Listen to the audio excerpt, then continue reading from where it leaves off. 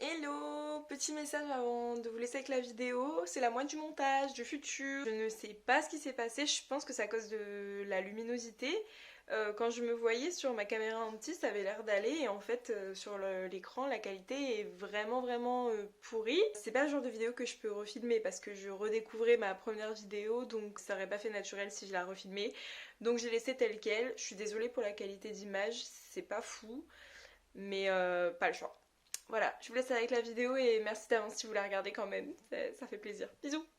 Coucou tout le monde, j'espère que vous allez bien. Je suis trop contente de vous retrouver aujourd'hui dans une nouvelle vidéo sur la chaîne. Une vidéo un petit peu particulière parce que aujourd'hui je voulais revisionner avec vous la toute première vidéo de ma chaîne. C'était, il me semble, il y a 5 ans parce que oui, ça fait quand même 5 ans que je suis sur YouTube, même si je n'y suis pas de manière très assidue. Il y a eu plusieurs années où concrètement j'ai dû publier, je sais pas, 3-4 vidéos par an.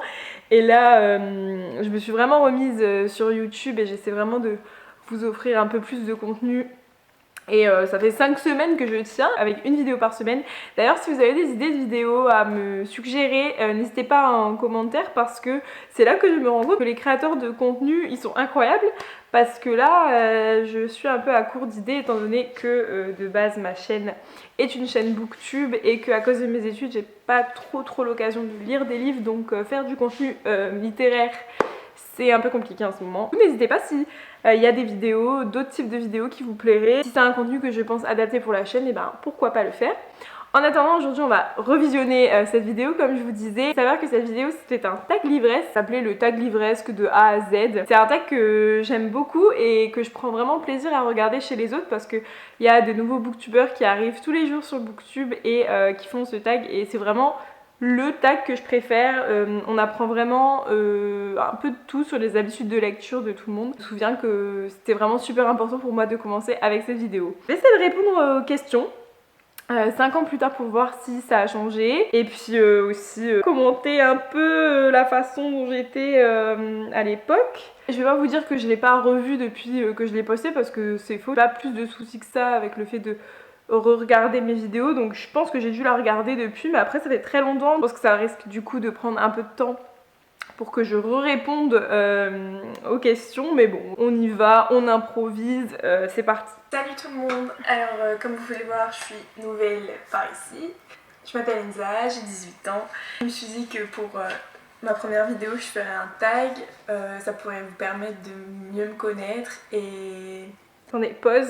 Déjà, ça me fait toujours trop rire quand je regarde des vidéos ou des photos d'il y a 5 ans parce que je pense que si on vous donne ça, vous n'arrivez pas à savoir que c'était il y a 5 ans. Enfin, pour moi, j'ai absolument pas changé physiquement. Il y a 5 ans, j'avais 18 ans, j'en ai 23 et on n'arrive pas à différencier. C'est assez fou. J'espère que j'ai un peu glow up quand même. C'était un commentaire totalement superficiel que je viens de faire, mais j'avais envie de le faire quand même. On y va. Un bilan lecture, je pensais que ça pourrait être plus sympa. Ok, stop. Je pense toujours que je fais trop de montage, que je coupe trop. Mais en fait, tant mieux parce que là, il y a genre 2 secondes de gros blanc, ça me gêne. Je vois que je suis toute stressée. Ah, j'étais tellement stressée, mais vous savez pas, hein, moi j'ai attendu 2 ans avant de me lancer sur YouTube, vraiment. Et là, c'était la vidéo de ma vie, quoi. Ma première vidéo YouTube, c'était vraiment un truc de folie. Et en plus, ce qui me fait trop rire, c'est que ma bibliothèque, derrière, j'avais mis tous mes livres et tout le reste était vide parce que j'avais pas encore eu le temps d'accumuler beaucoup de livres. Mais je voulais absolument ouvrir ma chaîne Booktube. C'est assez ridicule parce qu'aujourd'hui, je fais des vidéos sur les livres sans même avoir ma bibliothèque derrière. En fait, à la base, la bibliothèque, je l'avais achetée pour me faire ma chaîne Booktube. Aujourd'hui, je m'en sers même plus. Enfin bref, bon, on continue. Oh, je parle beaucoup trop, on y va. Plus sympa. J'ai choisi de faire le tag questionnaire livresque de A à Z qui a été traduit par Nine de la chaîne Les Lectures de Nine. Si vous la connaissez pas, ce qui m'étonnerait, vous pourrez trouver son lien, le lien de sa chaîne. Je vous mettrai évidemment la chaîne de Nine en barre d'infos. Elle fait plus trop de vidéos d'ailleurs, je pense. Vu que c'est un tag assez long, je vais commencer tout de suite. Et désolée si la vidéo est un peu longue. C'est parti, elle a laissé les questions dans la barre d'infos. La lettre A pour auteur. Auteur dont tu as lu le plus de livres. Je dirais Stéphanie Meyer parce que j'ai lu les 4 tomes de Twilight. J'ai aussi lu le livre... je ne sais plus. L'appel du sang aussi. Je pense que c'est ça le titre. Et ça fait 5. Et ouais, j'ai jamais lu énormément de livres d'un même auteur, donc je pense que 5 c'est mon record. Je me souvenais qu'il y avait cette question dans Stag et du coup j'avais essayé de réfléchir avant. Parce que c'est toujours Stéphanie Meyer. C'est assez triste. Le nombre de livres que j'ai lus depuis cette vidéo c'est assez dingue et j'ai découvert vraiment plein d'auteurs. Mais je pense que j'ai même pas fini une seule série depuis quand même ce temps-là. J'ai commencé plein de séries, j'ai lu plein de stand-alone, mais j'ai pas découvert d'auteurs. Ah si, mais pas au point de lire 5 livres. Par exemple, j'ai lu John Green, j'en ai lu 4. J'ai découvert Gail Forman, j'en ai lu 4. Et voilà, c'est le maximum pour le moment. Mais je ne perds pas espoir. Je battrai ce record un jour de 5 livres, mais pour le moment, non. Et je n'ai pas lu le dernier livre de Stéphanie Meyer, donc ça fait pas, on n'est pas passé à 6 livres. Je suis toujours à 5 livres et c'est toujours Stéphanie Meyer du coup. J'ai toujours pas fini de lire les Harry Potter, je suis au tome 3. On change de sujet, je ne veux pas fâcher les gens. Pour Bess, la meilleure suite de série. Je me suis remise à lire il y a un an. Donc en un an, j'ai pas eu le temps de finir trop de séries, continuer trop de séries, mais je dirais que du coup la meilleure suite de séries c'est Twilight. Tentation, parce que en fait c'est un peu... Oh non, c'est si mignon. En fait, Twilight, j'ai acheté les livres en VO, je vous les avais montrés dans un book haul il y a super longtemps, parce que je voulais vraiment me faire une relecture de Twilight. Entre temps, il y a Midnight Sun qui est sorti, et du coup, il y a plein de gens qui l'ont relu. Et ça m'a un peu démotivée parce que voilà, je sais très bien que les choses que j'aimais quand j'avais... là j'avais 18 ans et j'en parlais, j'avais encore les étoiles dans les yeux, alors que quand je l'ai lu j'avais 15 ans. Je sais très bien que les trucs qui me plaisaient à 15 ans vont plus me plaire aujourd'hui, donc j'ai un petit peu peur. Donc de dire que Twilight est la meilleure suite de série encore aujourd'hui, non. Enfin, oh si. J'avais bien aimé le tome 2 de Twilight, après j'essaie de réfléchir à ce que j'ai lu. Ah si, je sais. La meilleure suite de série, même si je ne l'ai pas fini, j'ai lu que les 2 premiers tomes, c'est pour moi le labyrinthe de James Dashner. Le tome 2 qui est La Terre brûlée, je me souviens que je l'avais adoré. J'avais même fait une vidéo, dédiée au film du coup.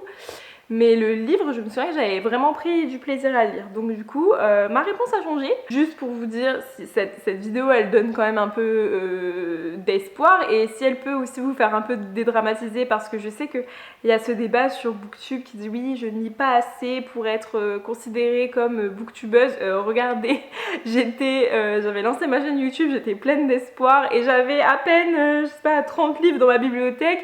Et franchement, j'avais quasiment rien lu à ce moment-là et je me suis quand même lancée. Donc voilà, si ça peut vous pousser à vous lancer aussi, moi je fais pas partie de ceux qui pensent que plus tu lis et plus t'es légitime à faire une chaîne Booktube. Je pense qu'à partir du moment où t'aimes parler de livres et que t'es passionné et que ça te fait plaisir, et ben il faut se lancer. Si vous me regardez, que vous hésitez à lancer votre chaîne parce que vous avez peur de pas avoir un assez bon rythme, franchement, allez regarder toutes mes vidéos Booktube et vous allez bien voir que je pense que je suis la booktubeuse qui a le rythme de lecture le plus lent de tous les temps et je m'en fous. Je me considère pas pour autant moins booktubeuse qu'une autre. La seule raison pour laquelle je me sens peut-être moins légitime, c'est parce que je ne suis pas du tout active sur YouTube. Enfin, je le suis depuis quelques temps, mais j'ai pas toujours été. Petit aparté, bon, on va continuer parce que cette vidéo elle va être beaucoup trop longue. On y va. C'est terminé pour le moment.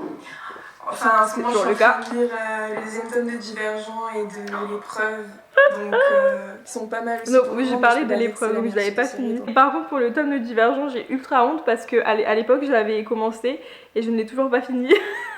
Il est en pause sur mon Goodreads depuis 5 ans. Mais j'ai vraiment envie de le lire, ça par contre. Autant Hunger Games, j'ai lu le tome 1, j'avais pas envie de continuer, mais autant Divergent, j'ai envie. En plus, j'ai des trop beaux livres en VO dans ma bibliothèque, faut vraiment que je les lise. Ah, j'ai trop honte, c'est horrible. En ce moment, je lis l'épreuve de James Dashner, que je voulais l'avoir lu avant sa sortie au cinéma qui est en octobre, il me semble. Enfin, si je dis n'importe quoi, vous pouvez me le dire en commentaire. Je suis en train de lire Insurgent, donc le deuxième tome de Divergent en VO.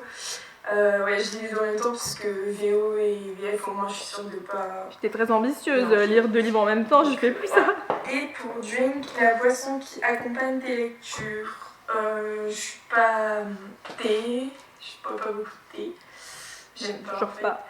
Je bois pas non plus de café, je dirais que... ça a bien changé ça, team de café. Alors du coup pour la réponse, la boisson qui accompagne mes lectures, ouais bah...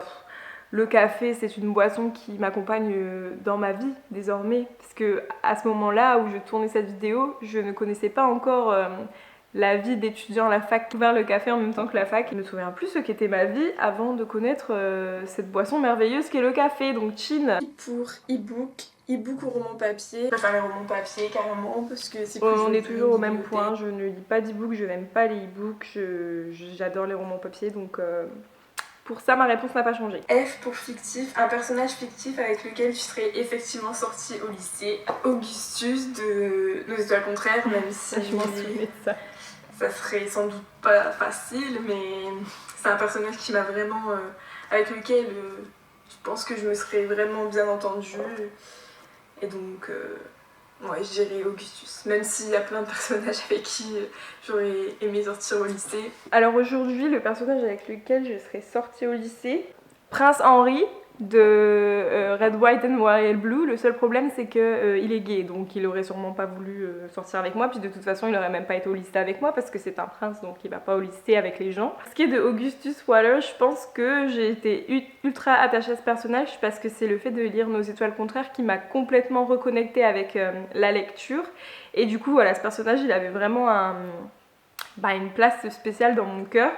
Et j'étais aussi tombée amoureuse de Hansel et Elgort quand j'avais vu l'adaptation cinématographique et vraiment je me suis vraiment attachée à ce personnage, à l'écran, dans le livre. Ces derniers temps il y a eu plein de polémiques sur Hansel et Elgort qui sont venues un peu gâcher cette image que j'ai, je sais plus trop quoi penser de ce film, mais Augustus Waller c'est quand même...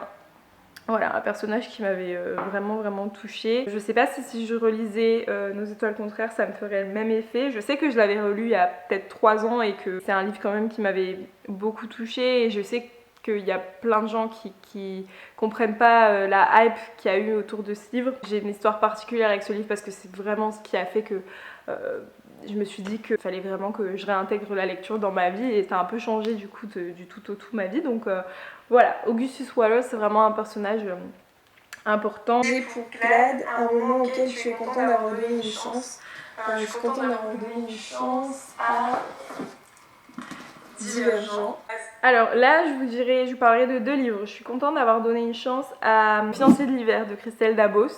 Ça fait clairement 4 ans que j'en entends parler tout le temps sur Booktube et que je ne voulais pas le lire. Je l'ai lu pendant le premier confinement, en 2020, et j'ai beaucoup aimé. J'ai pas encore lu le tome 2, mais ça va se faire. Et un autre aussi, je viens d'y penser, La vérité sur l'affaire Harry Kéber, qui m'a fait découvrir l'auteur Joël Dicker, et j'ai envie de lire tous ses autres livres maintenant. Pour Hidden, un roman que tu considères comme un joyau caché, Antéchrista d'Amélie Nothomb, même si c'est une auteure qui est très connue. J'en entends pas beaucoup parler sur YouTube ou même sur le blog. Je suis toujours d'accord avec cette question. Un moment important dans ta vie de lectrice, je pense que c'est maintenant. C'est ma première vidéo, c'est très bizarre. Je suis pas du tout à l'aise, mais j'espère que ça va mieux. Comme je vous ai dit, vraiment commencer ma chaîne Booktube, c'était vraiment le truc de ma vie. J'y pensais depuis plusieurs années. Ça se voit pas, j'ai l'air pas franchement ravie sur cette vidéo, ça me fait toujours rire. Je l'avais regardée aussi, je m'étais dit, mais on dirait que t'es pas contente d'être là, mais vous savez pas, mais c'était vraiment the vidéo de ma vie, quoi, cette vidéo. Grand moment, grand moment. Mais en tout cas, la création de ma chaîne YouTube est la première vidéo que je tourne. Donc voilà, vous vivez mon moment important. Comme Just, un roman que tu viens juste de finir. Parler de ça, de Laurie Alice Anderson. Aucun souvenir de ce livre. Ah si, je me souviens un peu, mais il m'avait pas trop marqué. Pas trop longtemps. Un roman que je viens juste de finir là, Red, White and Royal Blue, ça fait juste 3 fois que j'en parle. C'est le dernier livre que j'ai lu. Là en fait j'essaie de me concentrer sur les lectures pour les cours et tout, donc j'ai pas fini de livre depuis Red, White and Royal Blue. K pour Kind, le genre de roman que tu n'iras jamais. Alors, faut jamais dire jamais, mais je pense que les romans policiers, vous voyez, peut-être dans ma vie, mais en ce moment, ça me dit rien. En fait, je pense que quand je disais roman policier à l'époque, c'était un peu les thrillers avec des enquêtes et tout ça. Aujourd'hui, je lirais pas de polar en soi. Je sais pas si on peut considérer Harry Kéber comme un polar, peut-être, je ne sais pas. Ouais, je pense qu'à ce moment-là, je pensais à tout ce qui est thriller, enquête et tout ça, et ça a complètement changé depuis. J'en ai lu plein des thrillers, c'est devenu un de mes genres préférés. Donc comme quoi, vous voyez, il ne faut jamais dire jamais. Et aujourd'hui, s'il y avait un genre que je ne voudrais plus lire du tout, je dirais la poésie. Et d'un autre côté, il y a un livre dont Lilia a parlé, le deuxième livre de la poétesse qui avait écrit Milk and Honey, que j'ai envie de découvrir. Donc il n'y a pas vraiment de genre que j'aimerais pas découvrir. Je sais que la poésie, je suis assez traumatisée à cause de mes études, c'est pas quelque chose que j'aime particulièrement. Moi-même, j'irai rarement chercher un recueil de poésie, mais n'empêche qu'il y en a un qui me tente quand même. Cette réponse est vraiment pas claire du tout, mais on continue. Elle pour longue, le roman le plus long que tu aies jamais lu. C'est sûrement le 4e tome de Twilight, puisqu'il fait à peu près 750 pages. Je n'ai rien lu de plus long depuis. Donc on va vite fait passer sur cette question. M pour Major, le roman qui t'a causé le plus gros book hangover, le trop plein livresque, tu ne pouvais plus rien lire après.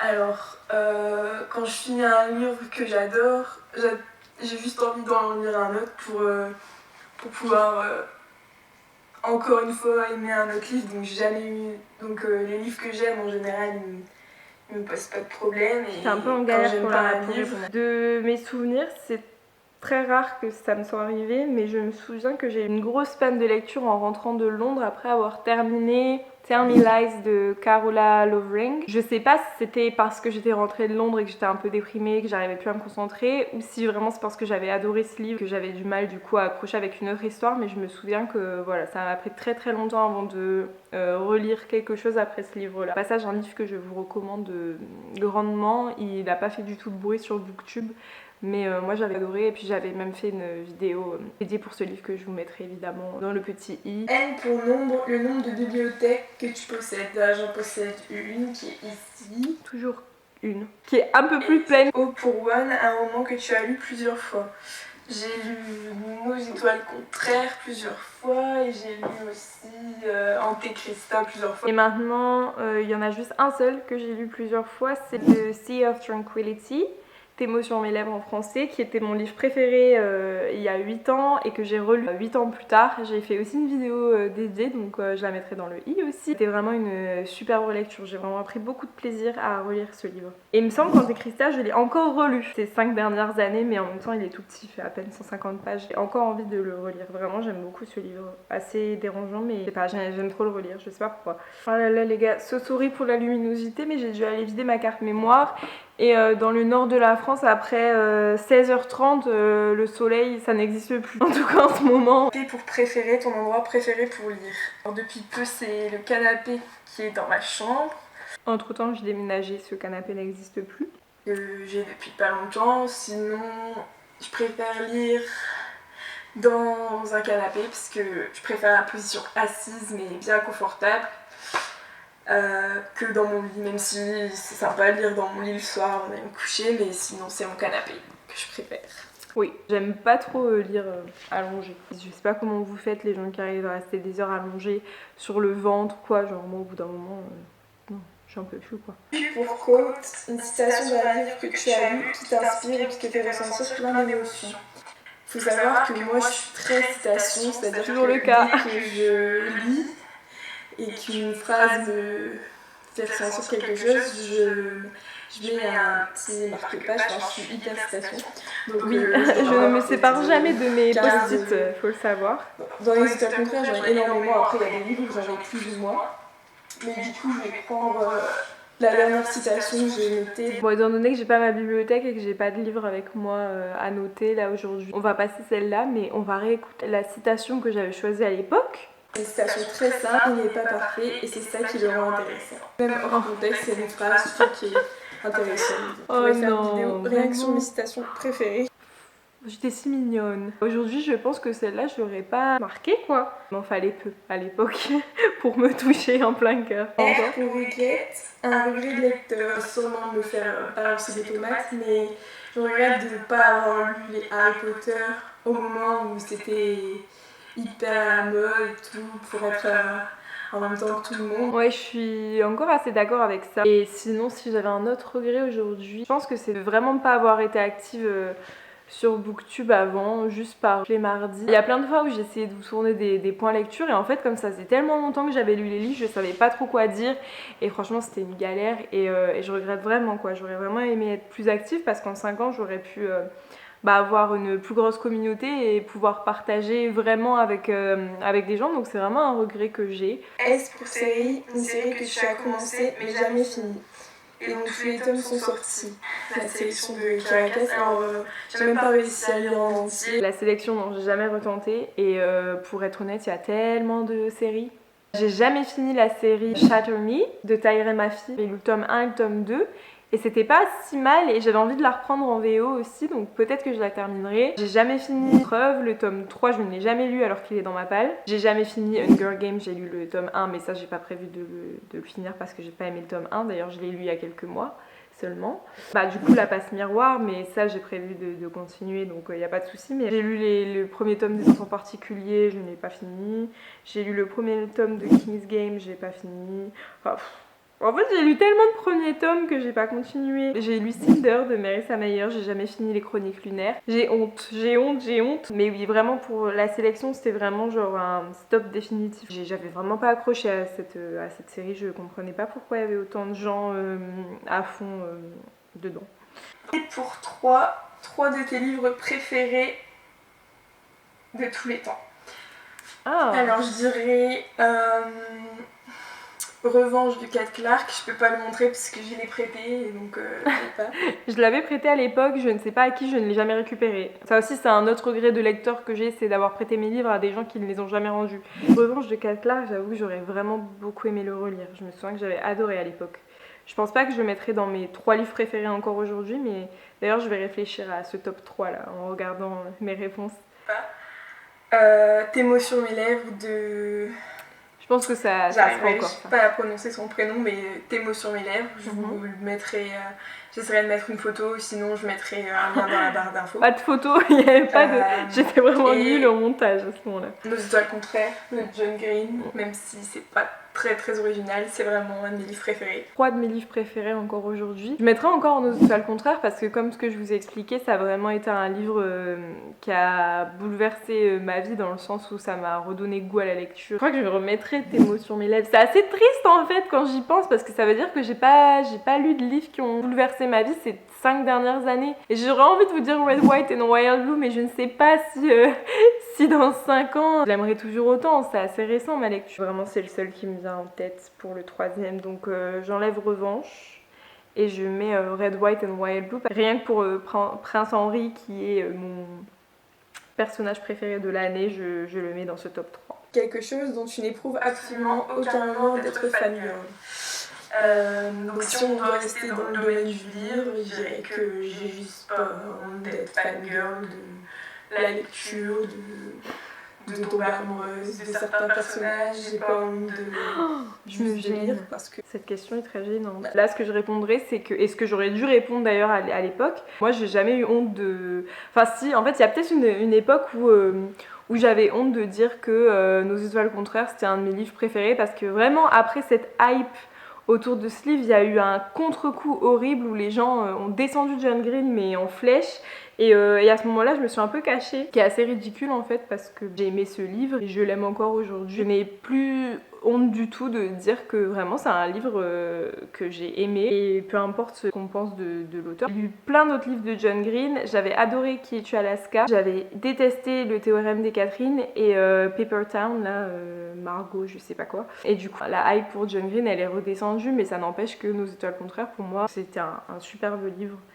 Et voilà, c'est vraiment dommage le tournant que ça a pris ensuite. Et j'étais une fangirl du film aussi, il faut savoir que j'ai été le voir 4 fois au cinéma quand même et que les 4 fois j'ai pleuré. Voilà, je n'ai pas honte, on continue. V pour Véry, un roman dont tu attends la sortie avec grande impatience, plus que celle des autres. Alors j'ai beaucoup de retard dans les lectures, je n'achète jamais un livre quand il vient de sortir, enfin c'est super rare. Donc du coup, tous les livres que j'ai envie de lire en général, ils sont déjà sortis. Alors ça, c'est un discours que j'ai très souvent encore dans mes vidéos. Le fait que je ne lis pas les livres qui viennent de sortir, souvent j'ai 10 ans de retard, mais je rigole même pas. Mais là, il y en a un qui me met en tête. J'ai trop envie de lire le prochain livre de Casey McQuiston. celle qui a écrit Red, White and Royal Blue, quelle surprise! Le résumé me tente assez, c'est une histoire d'amour entre deux filles. Et en plus, il y a certains booktubeurs américains qui ont eu la chance de le lire en avant-première et qui en ont fait des critiques vraiment ultra positives. Donc j'ai trop envie de découvrir ce livre. Je suis trop contente parce que j'ai enfin une réponse à cette question. Et je vais peut-être enfin lire un livre qui vient de sortir pour la première fois de ma vie. J'espère que je vais l'acheter et le lire en temps voulu, quoi. W pour Rose, ta pire habitude livresque. Alors, j'ai la même habitude que j'ai vue.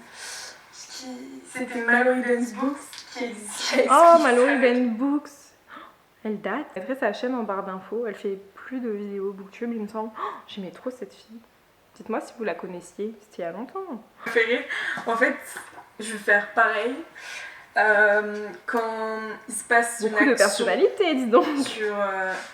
Genre quand j'arrive à la fin d'un chapitre et qu'il y a une action et que genre l'action se passe ici, et ben mes yeux peuvent pas s'empêcher d'aller voir la dernière phrase du chapitre, ouais. Genre si quelqu'un doit mourir ou bah oui, c'est un peu, ouais, je sais pas, non, je pense que ça m'arrive plus, ça me choque pas.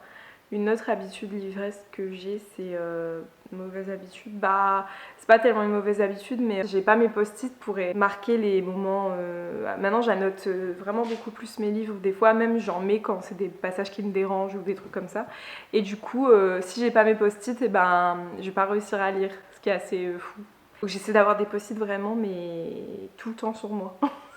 Voilà. Si un personnage dit oh, il faut que tu te dises quelque chose, il y a beaucoup de descriptions entre le moment où il dit ça et le moment où il dit vraiment la chose, et ben mes yeux ne peuvent pas s'empêcher d'aller voir ce qu'il a envie de dire, donc du coup je me spoil un peu toute seule.